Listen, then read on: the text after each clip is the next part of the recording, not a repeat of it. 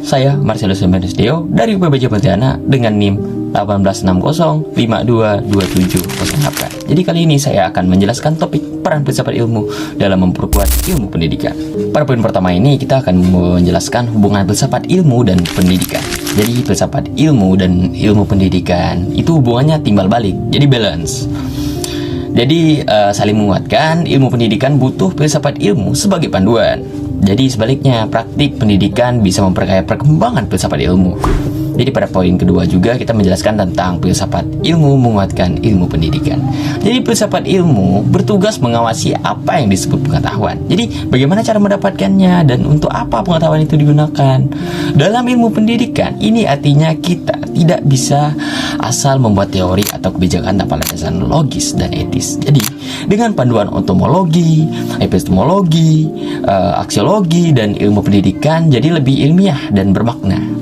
Jadi pada poin ketiga kita membahas tentang pendidikan memperkuat filsafat ilmu. Oke, jadi pendidikan yang bermakna tidak hanya menerapkan hasil pemikiran filsafat, tetapi juga menguji dan merevisinya.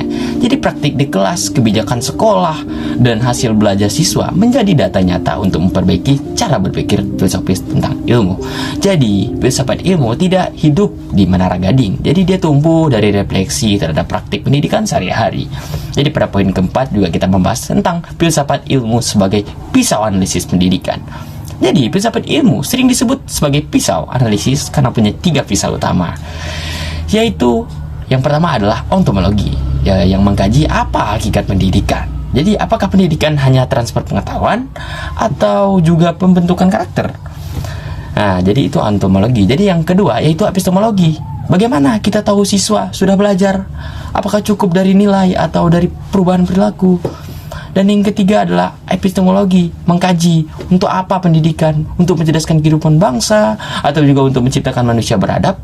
Jadi dengan 3 pisau ini, persoalan pendidikan bisa dibedah secara sistematis, tidak hanya dari permukaan.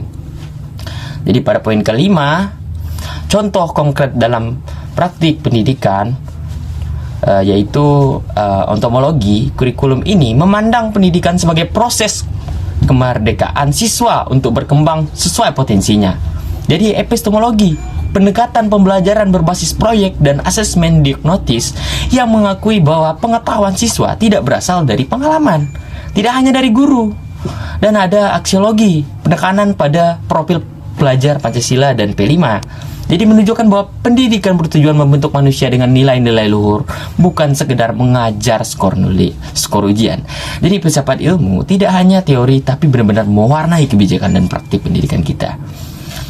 Jadi kesimpulannya, tanpa filsafat ilmu, pendidikan akan kehilangan arah dan nilai. Tanpa pendidikan yang reflektif, filsafat ilmu akan kehilangan makna. Jadi keduanya tuh harus berjalan bersama. Jadi terima kasih. Saya Marcelus Deo.